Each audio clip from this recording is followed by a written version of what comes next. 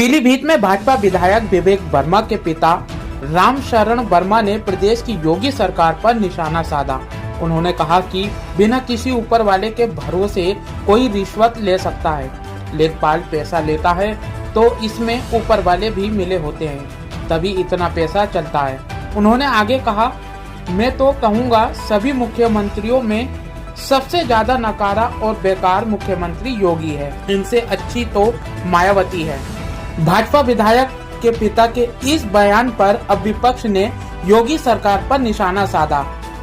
संभल से समाजवादी पार्टी के सपा सांसद जियाउर रहमान बर्क ने कहा कि मैं ये सोचने में मजबूर हूँ, अब क्या योगी महाराज जी पीलीभीत के भाजपा विधायक के पिता को सच बोलने से क्या उनके घर पर भी बुलडोजर चलवाएंगे।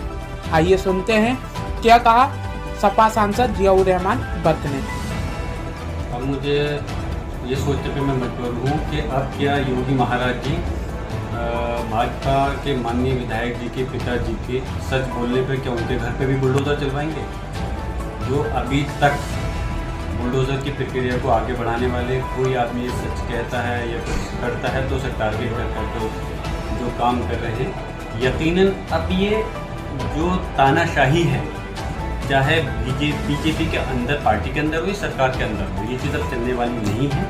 और अब हल्के हल्के लोग मजबूर होकर के सच्चाई उजागर करने पर मजबूर हो गए हैं।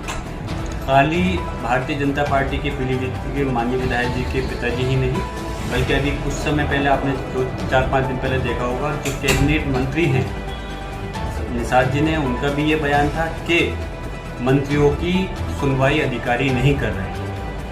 मुझे हैरानी है कि जब जिस प्रदेश की सरकार के मंत्री की अगर कैबिनेट मंत्री की सुनवाई अगर अधिकारी नहीं करेंगे तो फिर किसकी सुनवाई होगी। तो यकीनन इस वक्त सरकार चल नहीं पा रही है, सिर्फ समय को खींचा जा रहा है, तानाशाही चल रही है, हिटलरशाही चल रही है और एक व्यक्ति के हाथ में सब कुछ दे दिया गया है, जिसमें जनता का क्या सूरत हाल होगी जब जनप्रतिनिधियों का ये हाल है कि उनके विधायक, सांसद, मंत्री जो कि सत्ता पर हैं उनकी ही सुनवाई नहीं हो रही और अफसरशाही पूरी तरह से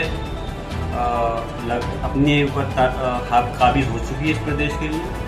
मैं यही कहूँगा कि जब इस टाइप की बातें सामने आ रही हैं और जब प्रदेश के ही उनकी पार्टी के विधायक और मंत्री उनके ऊपर उंगली उठा रहे हैं मुख्यमंत्री के ऊपर, तो उनको नैतिकता के आधार पर इस्तीफा दे देना चाहिए। ऐसे में अब देख रहे हैं कि उत्तर प्रदेश में 10 सीटों पर उपचुनाव होना है, तो क्या रणनीति है समाजवादी की? देखिए, समाजवादी पार्टी पूरी तरह से मजबूत है और जिस तरह से 2024 के लोकसभा के आम चुनाव के अंदर गठबंधन ने पूरी मजबूती के साथ में अच्छी तरह से प्रदेश के अंदर परचम लहराया है, जीते हैं उत्तर प्रदेश के अंदर, क्योंकि 37 सीटें समाजवादी और 43 पूरा गठबंधन जीता है। तो बीजेपी के अंदर यकीनन खलबली मची हुई है। अपनी इज्जत बचाने के लिए वो हमें मालूम है सरकार का, सत्ता का और अधिकारियों का पूरा दुरुपयोग चल रहा है इस समय और आने वाले समय में भी करेंगे। लेकिन समाजवादी पार्टी अपनी नीति बना रही है कि सरकार चुनाव को लड़ना है उपचुनाव को, और हमें उम्मीद है कि 10 की 10 सीटें हम इस उपचुनाव की जीतेंगे। मायावती जी पूरी 10 सीटों पर अपने प्रत्याशी उतारे, क्या लगता है कि इसमें समाजवादी को नुकसान होगा?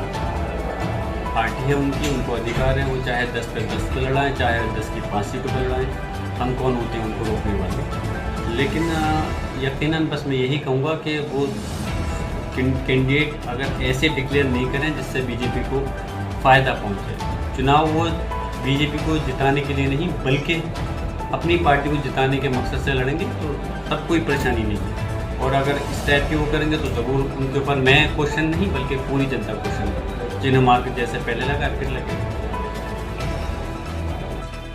संभल से मेरा जिला के लिए राहुल कुमार की ये खास रिपोर्ट।